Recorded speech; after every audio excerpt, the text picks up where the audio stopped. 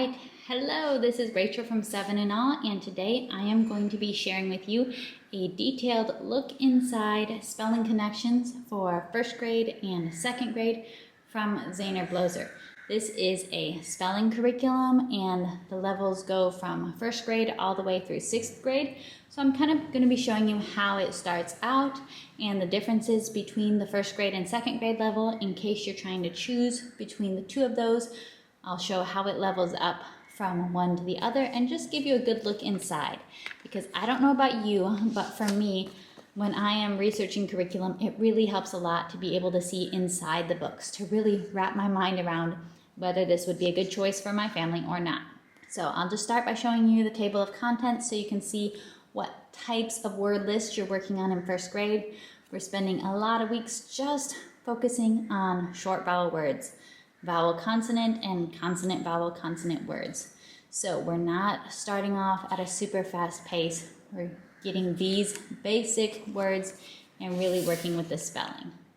Then over time, it's going to gradually, we're going to start introducing different sounds. We've got our bossy R syllables. Here we've got some endings, words that end in the letter S.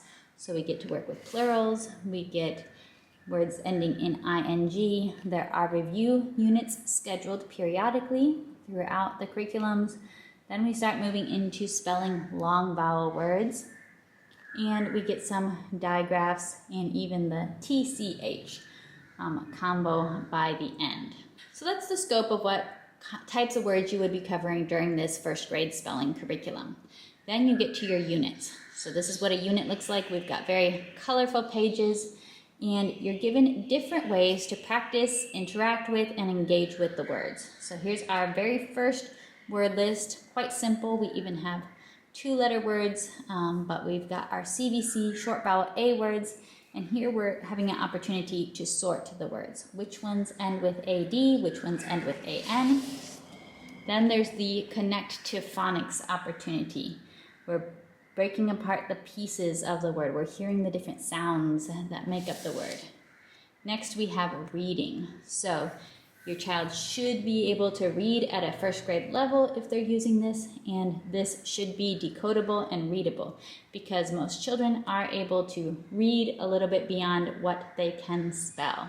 So you're going to see words like paint or swing are more complicated than the words that they're spelling, but hopefully if you're placing your child, they should be able to roughly read all of this level of words by the time they're doing this. And you're choosing words from here to fill in the blank. Then we have connect to writing. This is a very similar activity. You're looking at the picture and you're using spelling words to complete the story about the picture. Then we're taking things up a notch. These are still short vowel A words, but we're taking up a notch. So these are the challenge words, the 7, 8, 9, and 10 from this list. Getting a little more challenging with ant. It's not following the same pattern as some of those first words in the list. And then we have another activity to do with our challenge words.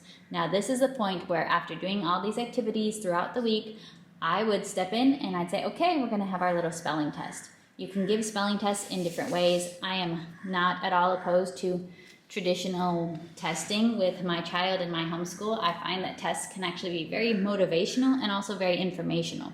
Sometimes a child can really feel like, oh, I know this, I know what I'm doing.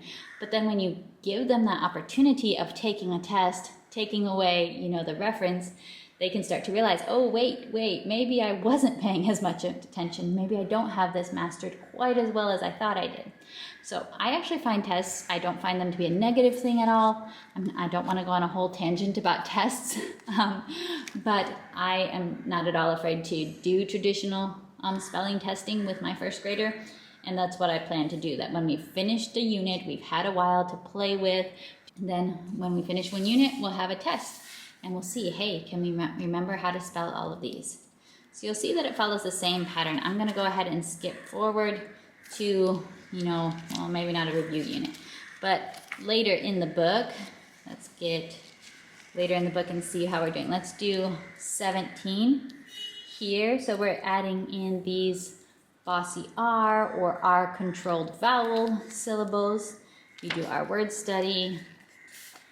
You can see the phonics activity here. We're circling the word that has the UR sound, as in hurt. Writing spelling words that rhyme and go with this picture. Then again, we're filling in the blanks. So there's consistency in the activities, but the words are leveling up, getting a little bit more challenging. Here we have the 2-syllable mother. And just gradually challenging ourselves a little more through the year. Here's an apply and extend activity as we're learning about silent E words. So there's a glimpse at first grade. Now let's take a look at second grade, because you're going to start to see some changes, some higher expectations with what we're doing with the words. Let's look at the scope and sequence. You can tell, like most elementary curriculums, you're starting with several weeks of review. We're just working on short vowel words, then we're going to AL words, blends, vowel, consonant, and E, then ways to spell the long vowels, multiple ways to spell long vowels for long A, long E, long I. Getting that same sound. We've got diphthongs, oi, endings, and different sounds there. So you can pause if you want to see all the different phonics concepts being covered in the spelling. There's a digital tutor element that you can check out. But as far as the worksheet, now you're going to see a bit of changes. They're going to show you what the cursive handwriting looks like. So if you have a child who's writing in cursive, you can use that. If they're writing in manuscript, you can use the other list. And you're beginning with so I also like that they have the context sentences for them in the initial list and introduction. They have a short introduction to the sound being focused on, and then you get a word sort activity that you will need a separate piece of paper for.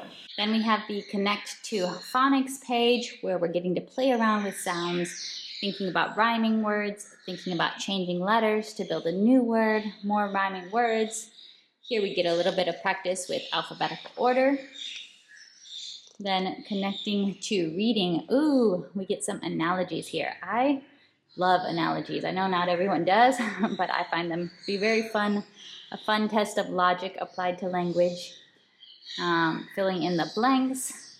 Then writing. This is definitely where you're seeing a difference in the challenge between level 2 and level 1. And if you're hearing a lot of bird noises, I'm sorry. The birds in my local neighborhood are having a party today, apparently. But here you get this very short story. You're supposed to find spelling words that are spelled wrong, like hand and trap and ask. And you're supposed to rewrite the story on the pages, or on the lines right here.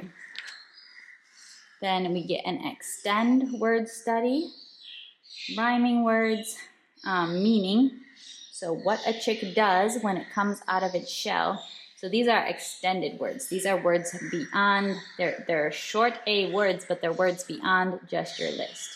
And then we have content area reading, which I really like these opportunities, getting some nonfiction reading practice, and then seeing words with short A in the paragraph. If you want to do it with your child, you could be, highlighting the words that have short A as you go through them.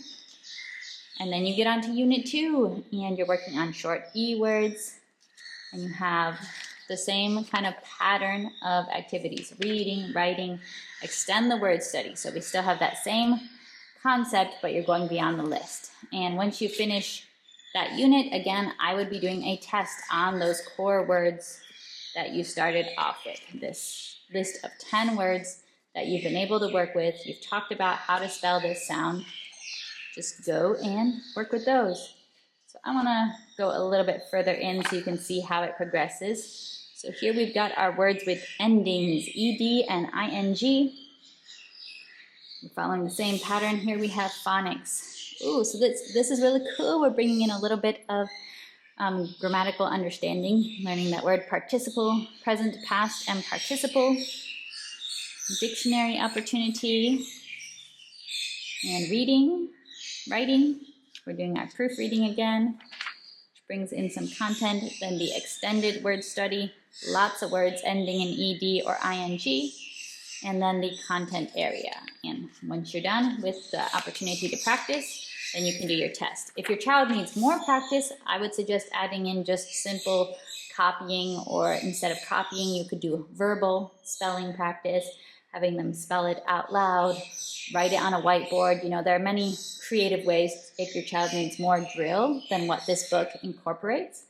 I definitely think some children will need more drilling opportunities, but I like that this isn't just solely drilling. It really makes you think about the sounds, think about the words, use the words, see them in context out of a list. And I'm excited to use this in my homeschool. Let me know what you think, and if you've used any other grade levels of spelling connections. All right, I'll be seeing you next time. Bye.